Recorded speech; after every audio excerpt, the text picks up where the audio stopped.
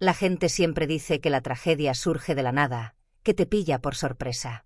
Pero, siendo sincera, la mía llegó despacio, como agua que se filtra tras una pared, silenciosa, pudriendo las cosas de adentro hacia afuera. Soy Iris.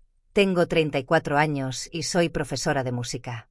Mamá de una hija de 15 años que es más inteligente y emocionalmente madura que la mitad de los adultos que conozco. Y hasta hace poco, estuve casada con Matteo.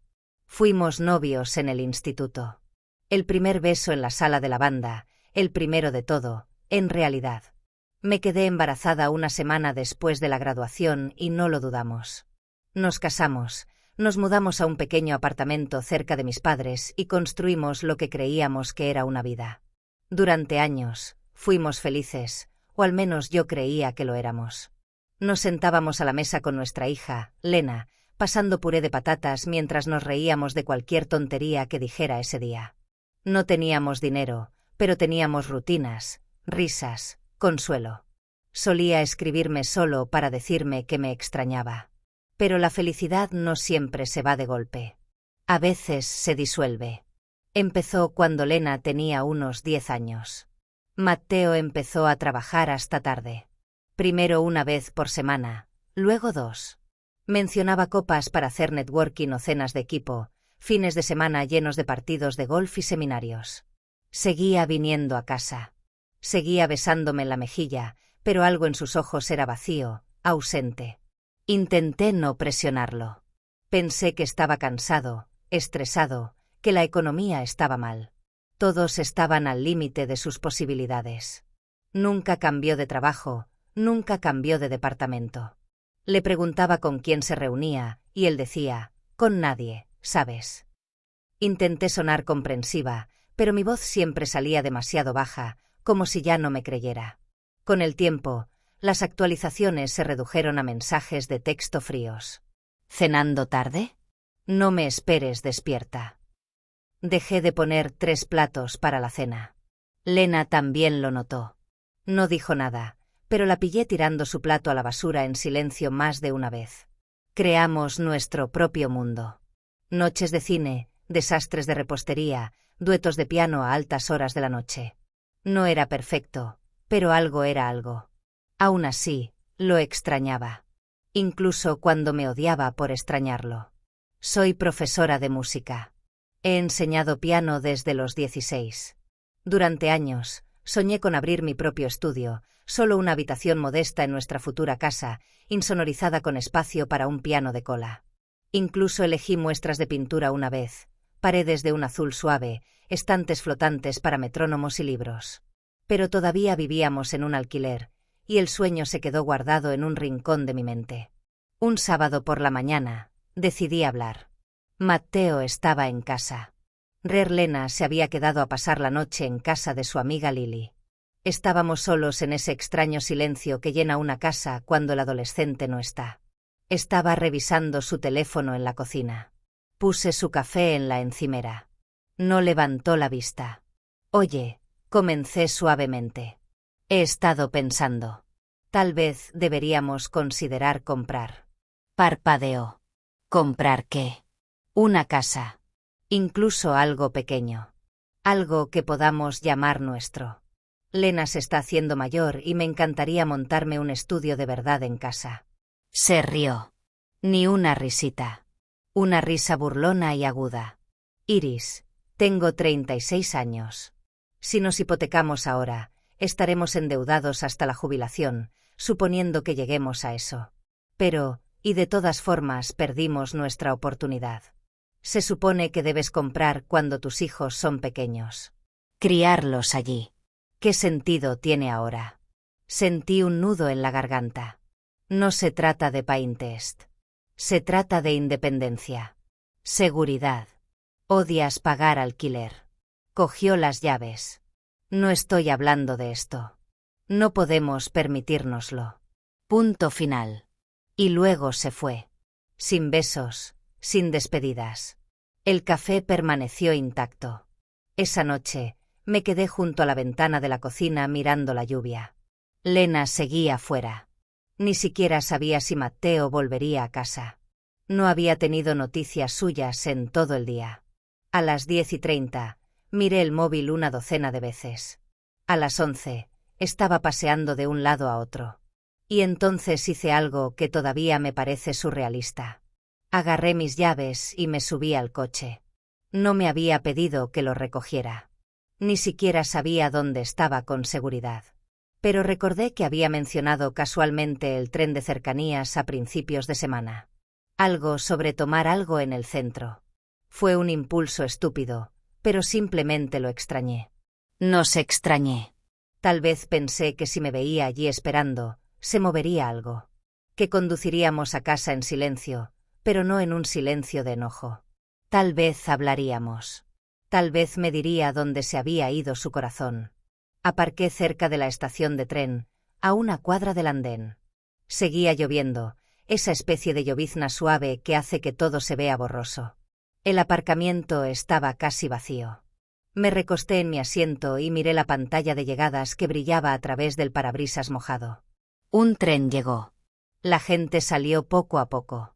Y entonces lo vi, Matteo. Bajó del tren con el mismo abrigo gris que siempre usaba. Su puerta era informal, cómoda. Pero no estaba solo. Una mujer caminaba junto a él con un paraguas rojo. Era bonita, de esa manera suave y profesional. Abrigo marrón, tacones bajos, lápiz labial discreto y un niño. 5, tal vez 6, con una mochila amarilla brillante con un tiburón. La mujer dijo algo. Matteo se rió. Luego la besó. No en la mejilla, en la boca. Y el niño se estiró y agarró la mano de Matteo como si fuera lo más natural del mundo. No podía moverme. No podía respirar. Un zumbido comenzó en mis oídos, el tipo que bloquea el sonido y el sentido. No vi la luz ponerse en rojo. No vi el camión que venía por la izquierda. Solo recuerdo el golpe, la forma en que mi cuerpo se levantó, el crujido del metal, el vidrio y el hueso. Y luego nada, solo negro, como caer en la parte más profunda del océano. Lo primero que sentí fue frío. Lo segundo fue ausencia. Intenté mover las piernas. Solo una respondió. El pánico me envolvió el pecho como una cuerda. Miré hacia abajo, retiré la manta y grité. Mi pierna izquierda había desaparecido. Limpiar por debajo de la rodilla. Sin previo aviso, sin vendajes que ocultaran el horror. Solo gasa suave y un espacio vacío. Una enfermera entró corriendo. Luego Lena. Estaba llorando e intentaba que no la viera. «Estás despierta», susurró, apartándome el pelo de la frente. «Oh, gracias a Dios». «¿Qué? ¿Qué pasó?» Mi voz se quebró como una hoja seca. Hubo un accidente. Un camión en la estación. Por supuesto, la estación. No recordaba el choque.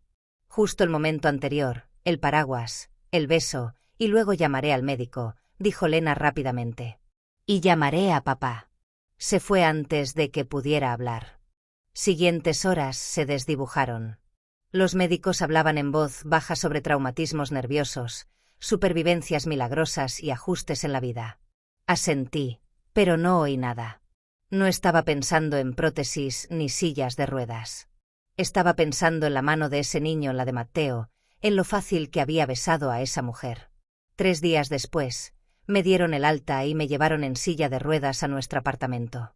Todo lo que antes hacía sin pensarlo 2 veces, cocinar, ducharme, moverme entre habitaciones, ahora era un suplicio.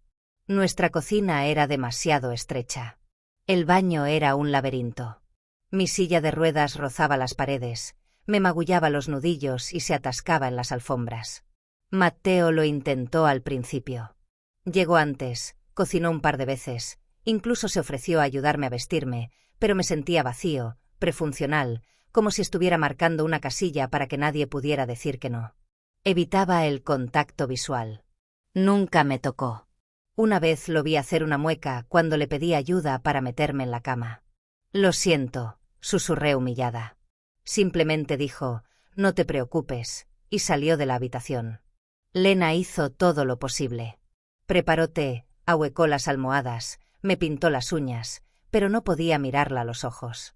Sentí que le había fallado, que una parte de mí había muerto y la otra mitad ya no sabía cómo ser madre. Empecé a quedarme a la deriva, dormida durante el día, entumecida por la noche. Un martes por la tarde, Matteo entró, tiró las llaves sobre el mostrador y me miró con el mismo tono distante que usaba con los representantes de atención al cliente. Creo que deberíamos separarnos. Lo miré atónita. ¿En serio? No puedo con esto, Iris. Ahora eres diferente. Todo esto es demasiado pesado. Las emociones constantes, la impotencia. No firmé para ser cuidadora. Sentí las palabras como piedras. No firmé para perder una pierna, Matteo. Se encogió de hombros. No le veo el sentido a alargar esto. Los dos estamos desdichados. Debería haber gritado, exigido respuestas, pero no lo hice. Solo dije que estaba bien. Parpadeó. ¿En serio quieres el divorcio? Lo tendrás, pero vienes conmigo a contárselo a tus padres. Su mandíbula se tensó. ¿Qué? ¿Por qué? Porque les di 20 años de mi vida. Se merecen oírlo de ambos. Dudó, luego asintió. Bien, mañana. Mañana. Pero tenía un plan. Esa noche, mientras Lena dormía, fui al armario y saqué una caja que Matteo probablemente había olvidado que existía. Dentro estaban los viejos discos duros y tarjetas SD de nuestro coche anterior, una cámara para el salpicadero que había insistido en comprar hacía años después de un accidente casi fatal. Cuando cambiamos el coche viejo el año pasado, nunca se molestó en borrar las grabaciones antiguas. Me temblaban los dedos al cargar la tarjeta SD en mi portátil. Y allí estaba, las imágenes de la noche del accidente. La lluvia cayendo por el parabrisas, el resplandor del andén, y luego el paraguas rojo de Matteo, la mujer, el beso, el niño. Pausé la imagen, la amplifiqué, nítida como el agua. No era solo una novia. Era otra familia. Rebobiné una y otra vez, mirando hasta que se me revolvió el estómago. Y entonces recordé ese momento justo antes del accidente. Lo había visto. Mi cerebro había bloqueado la imagen en un trauma. Ahora volvía, nítida como un cristal roto.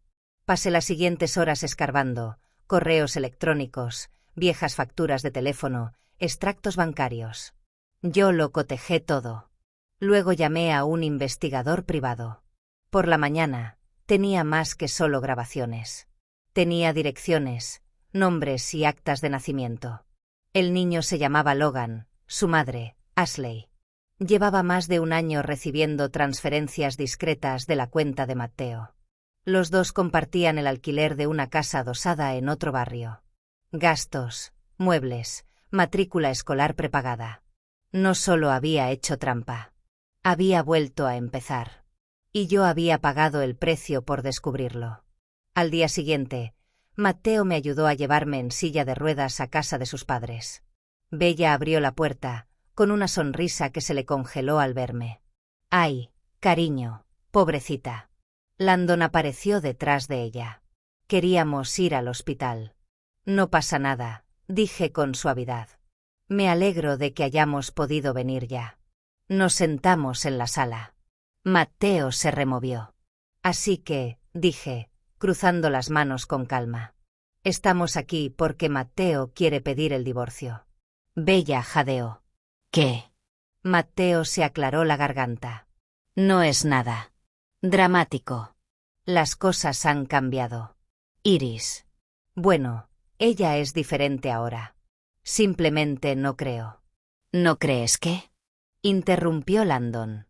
«Que esto sea justo para ninguno de los dos». Matteo espetó. «Ella es discapacitada». Dije en voz baja. «La palabra es discapacitada». Bella parecía afligida. «Cariño, no lo sabíamos». «Está bien». «¿En serio?» «Lo entiendo.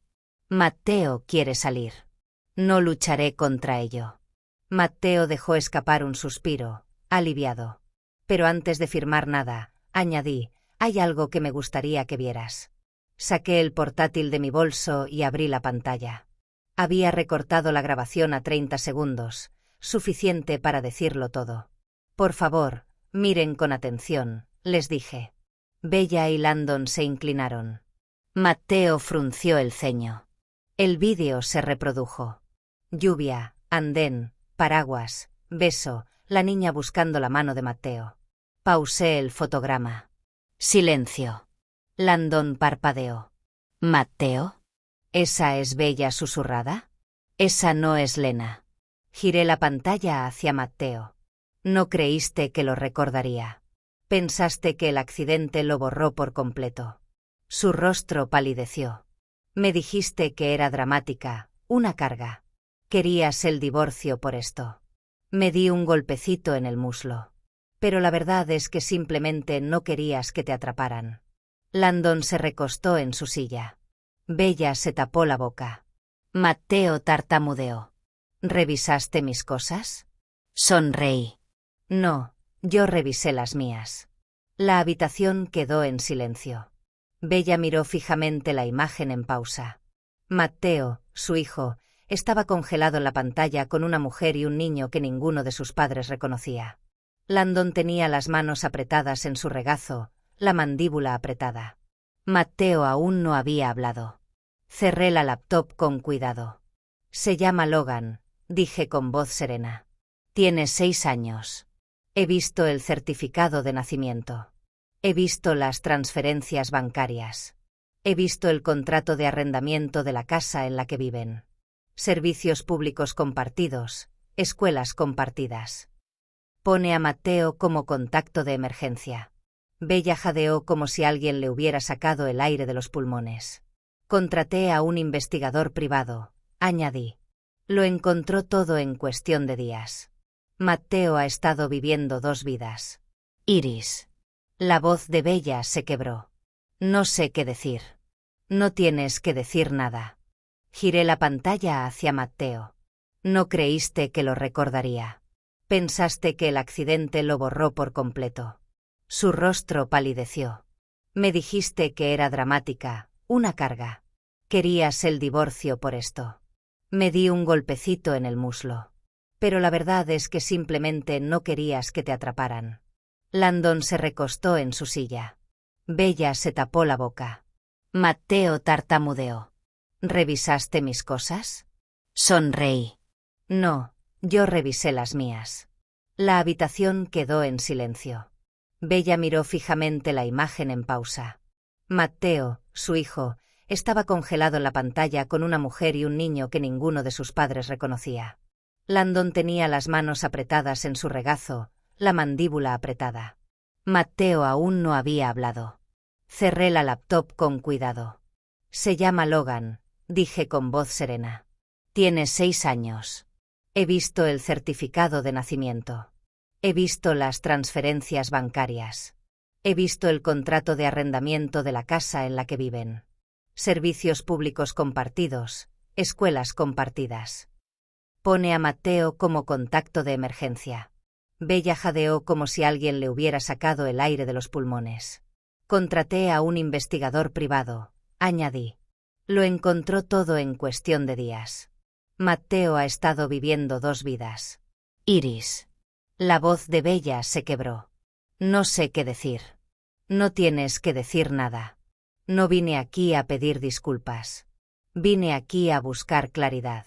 Me volví hacia Matteo. Me mentiste. Abandonaste a tu familia. Me hiciste sentir como un peso muerto mientras tú estabas fuera criando a un segundo hijo como si el nuestro nunca hubiera existido. Y cuando te pillé sin querer, dejaste que me atropellara un camión. Matteo se estremeció. Sabías que te vi. Vi cómo te congelaste. Sabías que lo recordaba. Con el tiempo. Por eso insististe tanto en un divorcio rápido. Pensaste que podrías salir limpia. Bella susurró. ¿Es cierto? Matteo finalmente habló. Nunca quise que esto pasara. Simplemente se salió de control. Le cortó la pierna a alguien, dije rotundamente. Casi me mata. Nadie se movió. Entonces respiré hondo. Pero no estoy aquí para destruirte. Todos levantaron la vista. Estoy aquí para un trato. Matteo parpadeó. Trato. Asentí. ¿Quieres divorciarte? Bien. Firmaré los papeles hoy. No lo haré público. No se lo diré a Lena todavía. Te daré una segunda oportunidad con tu nueva y brillante vida. Ladeó la cabeza con sospecha. ¿Cuál es la trampa? No hay trampa, dije con calma. Solo un precio. Bella parecía presa del pánico.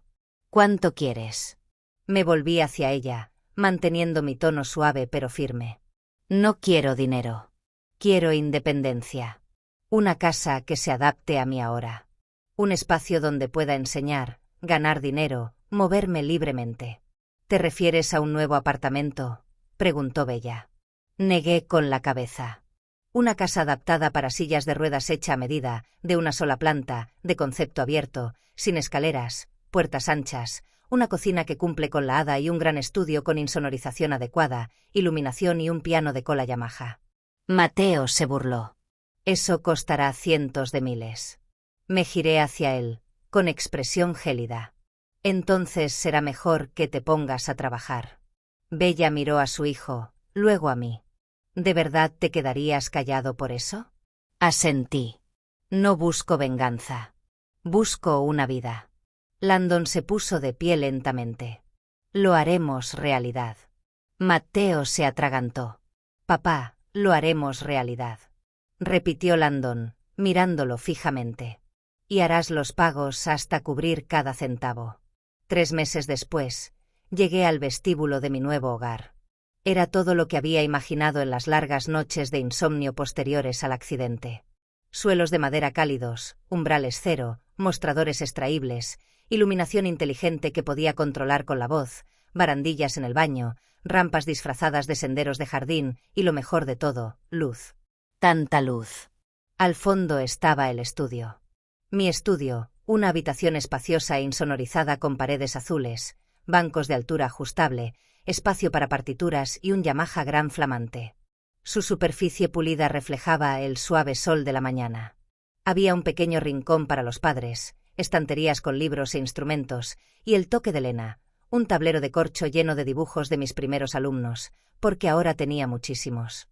Se corrió la voz rápidamente sobre un profesor de piano que enseñaba desde una silla de ruedas, que entendía el ritmo y la resiliencia. Me convertí en una especie de historia en la comunidad, no un espectáculo, sino un símbolo. Y Lena prosperó.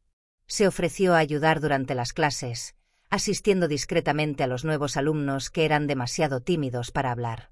Traía su propio teclado al estudio y practicaba a mi lado al terminar mi jornada. Una noche me dijo: quiero ir a la escuela de música. Quizás incluso abrir un segundo estudio contigo algún día. Lloré en silencio mientras hablaba, pero ella no me vio. Estaba demasiado ocupada planeando su sueño.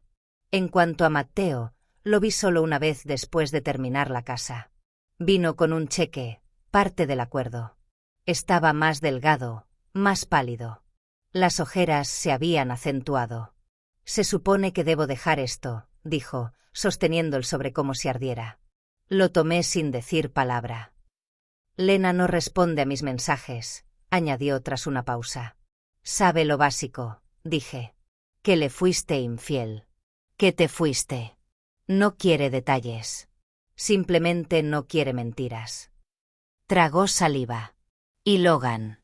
Arqueé una ceja. Ese es tu problema ahora. No di un portazo. No lo insulté. No pregunté por qué nunca me visitó en el hospital, ni por qué nunca se confesó, ni por qué pensaba que estaba demasiado rota para que valiera la pena conservarla. No lo necesité porque ya tenía todo lo que él tiró. El diario de Iris. 6 meses después, Lena y yo vimos la puesta de sol desde el porche trasero esta noche. Tocó una nueva melodía. Está escribiendo algo lento, lleno de esperanza. Mi estudio tiene lista de espera. Los niños se ríen en mi pasillo. La casa huele a velas cítricas y partituras. Mi pierna se fue, pero yo no. Sigo aquí jugando, enseñando y avanzando.